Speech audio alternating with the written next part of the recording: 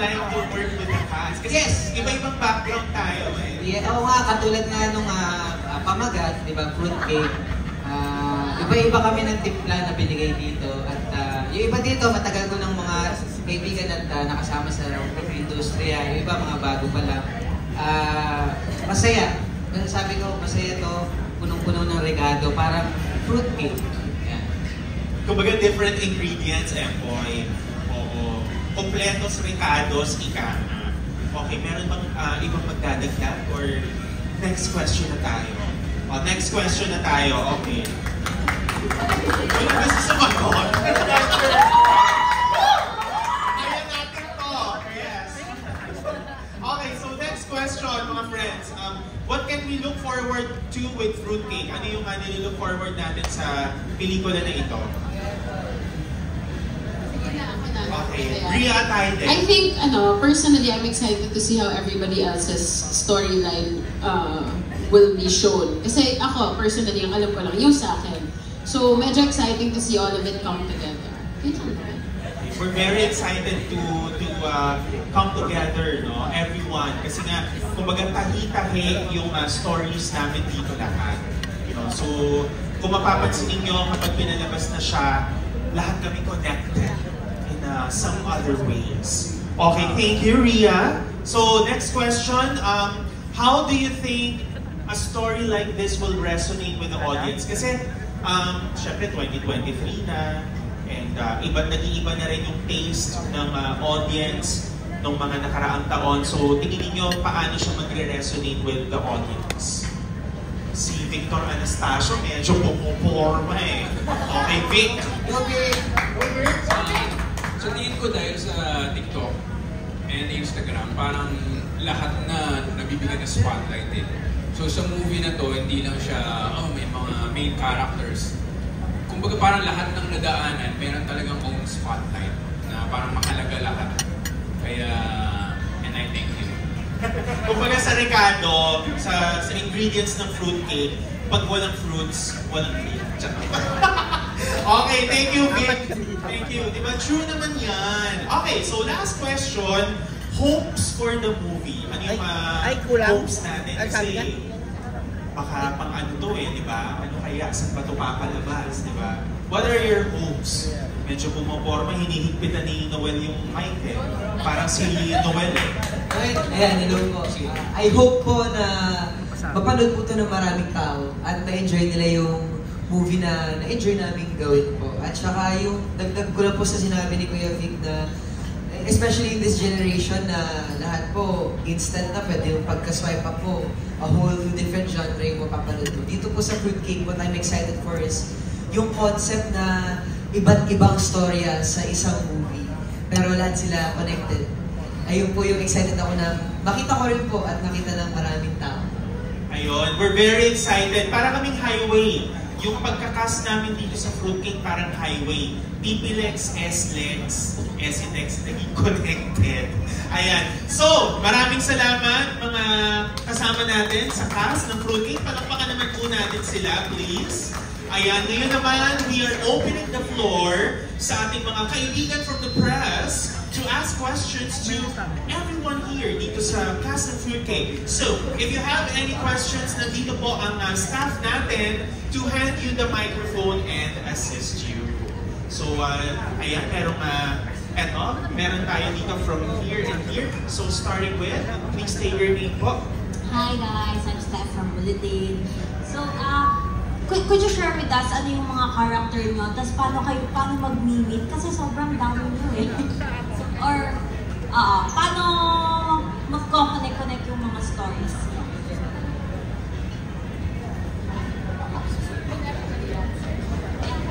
So, marami tayong magkakasama. Paano nag-connect ang ating mga... Or kanino magsisimula yung story? Joshua!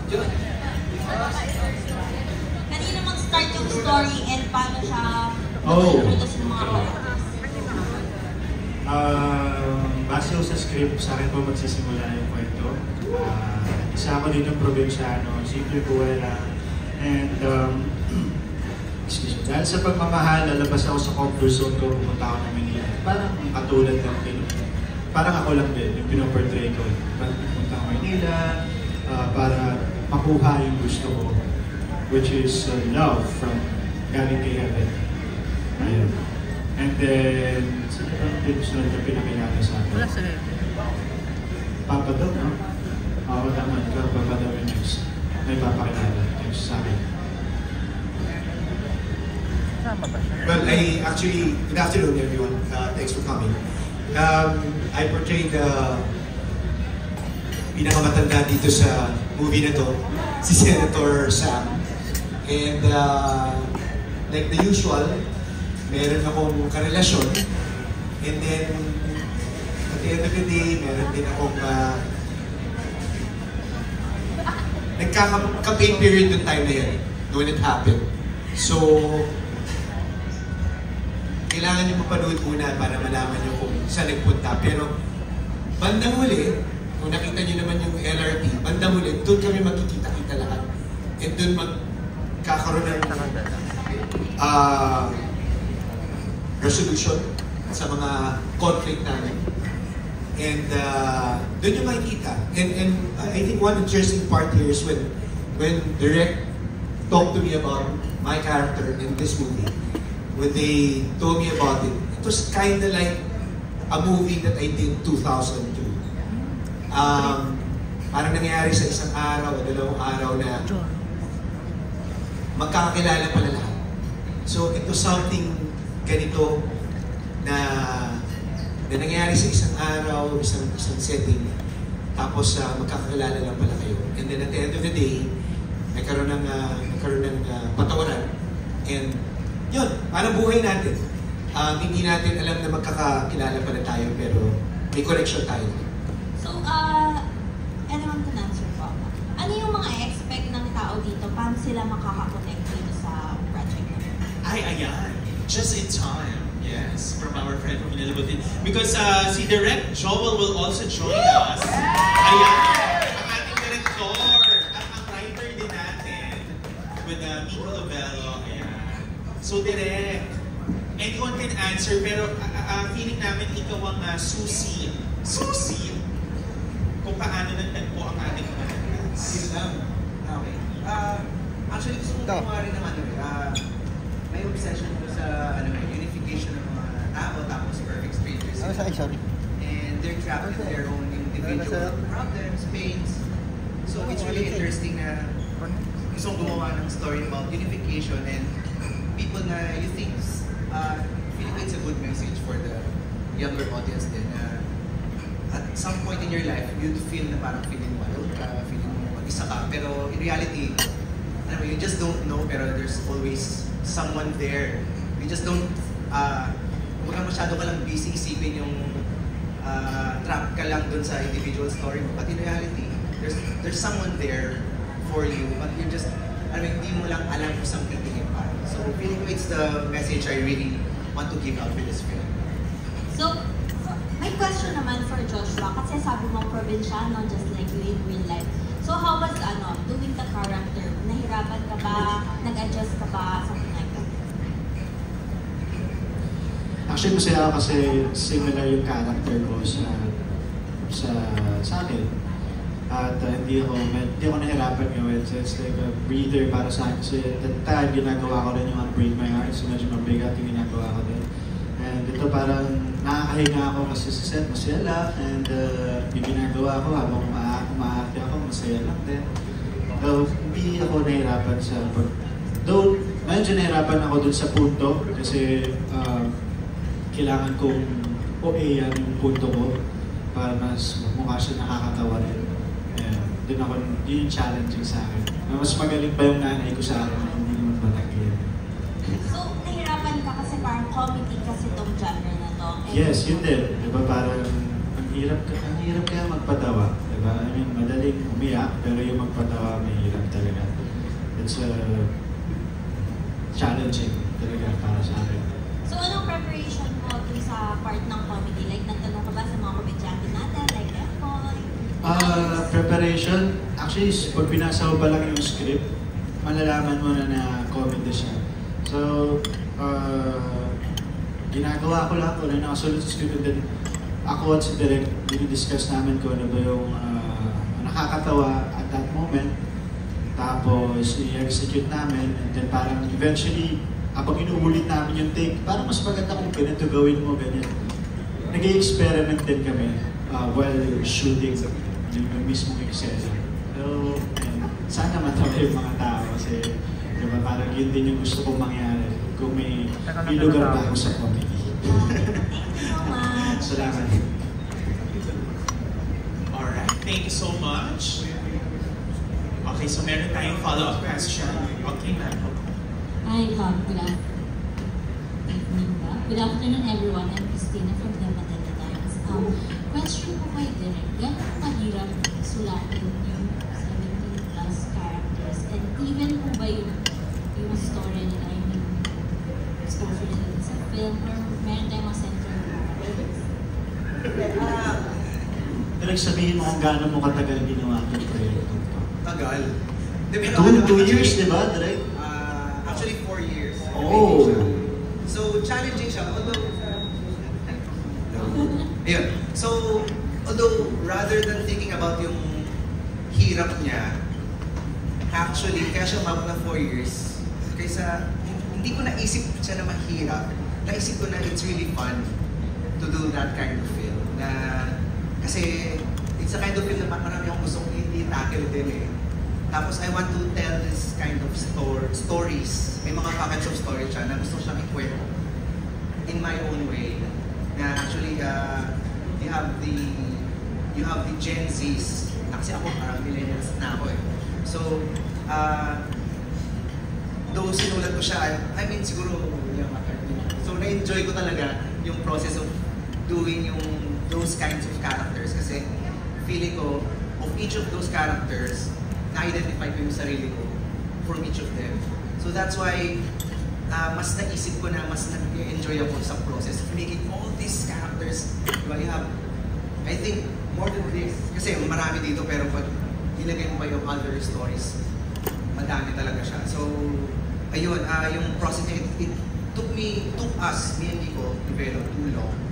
But, feeling namin it's the kind of project na nalagay namin yung sarili namin sa mga characters. So, feeling ko, it's not just made up, pero it's the kind of writing na you're creating characters pero you know these characters so well na whenever I'm explaining all of them, so when we were doing it, I could explain it to them really well kasi it's as if parang nagkikwento ko tungkol sa kaibigan ko. And yung characters po, equal yung treatment sa story? Yeah.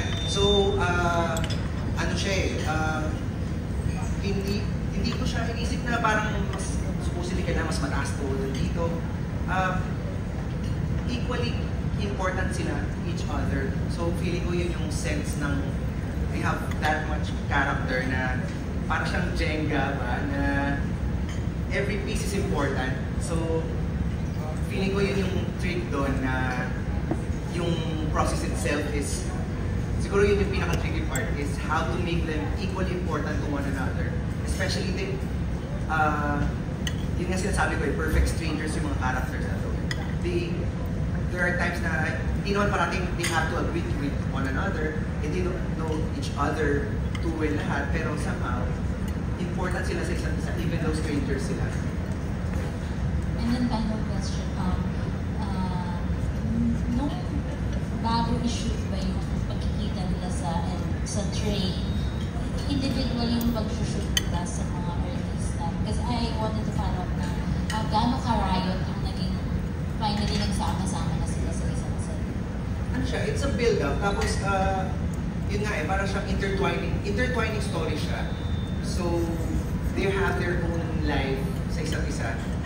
Kumbaga, normally kung makita ng because there's a side character, tapos meron kang main character, we did it in such a way na lahat sila main characters in their own story. So, actually, tama yung term eh, riot siya eh. Kasi, you have all these characters na meron kang sinusundan sa kanila. They are their own, kumbaga may individual pain sila eh. So, trapped sila sa buhay nila. So, you have this stories life becomes bigger when they meet each other. So when shooting, nung nag-shoot kayo ng scene na yun ba yung first time na nakita-kita yung mga cast sa set?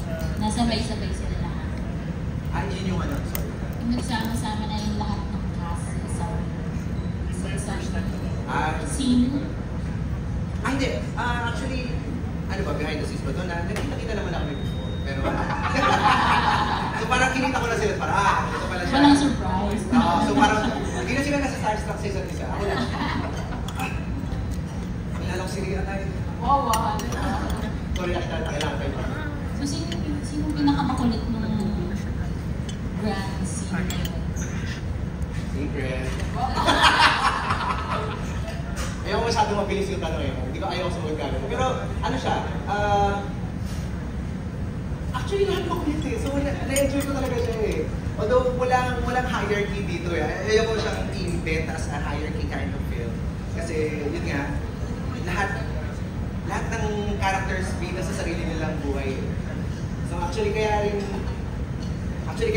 gusto yung kaya rin naging fruitcake yung title. One of the reasons is there's a B-side to every story. So there are sides of these characters na pag pinanood mo, saka mo lang ma-realize, okay.